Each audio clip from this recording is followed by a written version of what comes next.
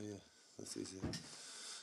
Morning! So last week I was sent over the new Wattbike Atom and loads of people have been asking me questions about it on social media. So I thought this week I'll make a video all about my first impressions.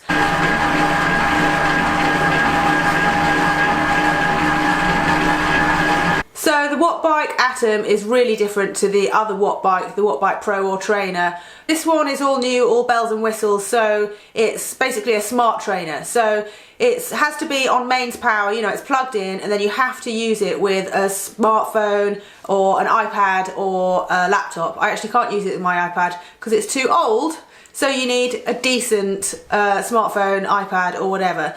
Then you can control the trainer and adjust the resistance through either the Wattbike app or with Zwift, which is what I use it with. And then basically you can program in workouts or you can follow their workouts and it will automatically change the resistance of the wheel for you.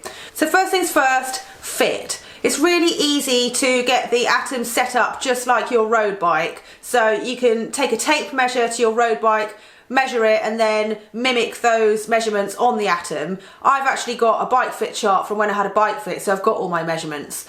Then it's really easy to move the seat post and the bars up and down. There are markings on there so you can see that you get the same measurement, the same fit every single time you do it. And Dave and I have just got a bit of electrical tape and marked our own measurements because obviously we're both using this bike. So moving the seat up and down and the bars up and down is really easy. It's just a switch. But fore and aft is a different matter actually. You're going to need an Allen key to move the seat forwards and back, and you're going to need an Allen key to adjust the reach of the bike as well. It's actually quite difficult to change the tilt of the bars. I like my bars ever so slightly angled upwards. To me it feels weird otherwise. And it's actually quite hard to adjust the tilt of the bars. You have to remove a bunch of stuff, you know, using an Allen key. It's not very straightforward. So fit wise, that would be my only criticism. Everything else is really easy and yeah, no, it doesn't take any time at all to adjust. So how does it feel? Anything like a real bike? Well, obviously if you set it up correctly, you know, mimicking your position on a road bike, then it's going to feel like a bike rather than a spinning bike, which is just a totally different position. The bottom bracket is ever so slightly larger than on my bike, but it's not really noticeable. Then when it comes to pedalling, well, it's really smooth and I think it does feel like cycling, although obviously you're never going to be on a road that smooth. But you know, it is a smart trainer, not a bike on the road. When you're pedaling, if you give it a good crank, like a kick, then you get a feeling of momentum and you know, feels like the wheels are spinning. So in that way, it is really like a bike. In other ways, it's not the same because there's no kind of flex or compliance. So because it's so solid, if you stand up and sprint, it just feels really solid. And you're not going to have that kind of side-to-side thing that you would get, that you get even on a smart trainer where, you know, your bike does flex and move a little bit. I know on a smart trainer it doesn't rock like when you're on the road, but you still get that kind of feeling. You don't get that with this.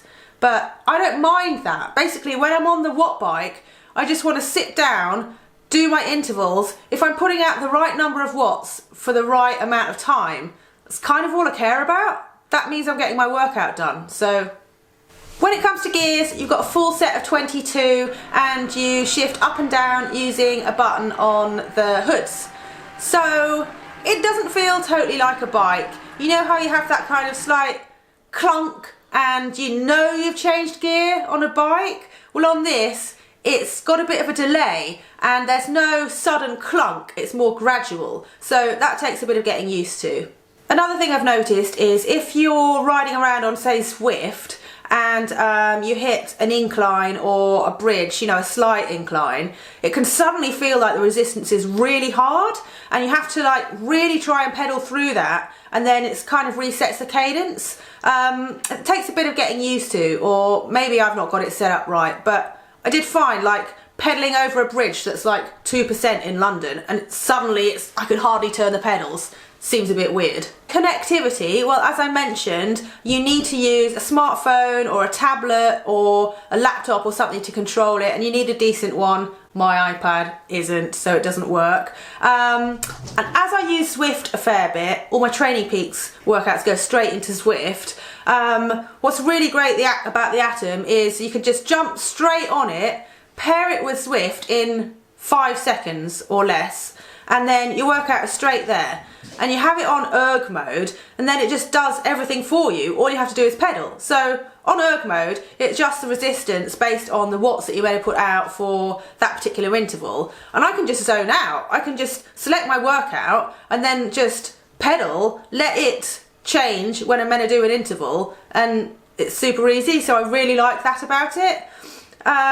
You can also use the Wattbike app to control the trainer, and that's got loads and loads of detail. So obviously what's good about a Wattbike is you can really analyse your pedal stroke, and you can see any deficiencies in that and try and improve upon it. And then you can switch between all these different views, such as, you know, watts per lap and, you know, left right balance and all sorts of things. So it's a really good app. I definitely recommend checking out the Wattbike one.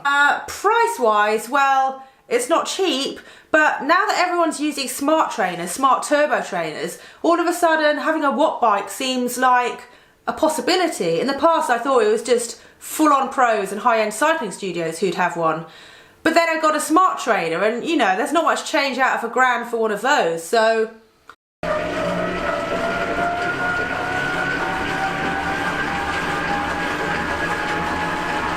what I really like is how easy it is to use, how solid a build it is, how it's always ready, set up for you to jump on. You don't have to change your wheel or set up your bike, so you know, there's no faffing around. Also, it's super accurate. You can look at your left right balance, and what else to say about it? I don't know. I really like it so far, and I've struggled to think of many bad points. So I hope you enjoyed finding out a little bit about the Wattbike Atom. I am going to do a full review when I've had a little longer to use it. As I said, I've only had it a week. But first impressions are really good. If you've got any questions, leave them in the comments below. And if you like the video, give me a thumbs up and subscribe. Bye!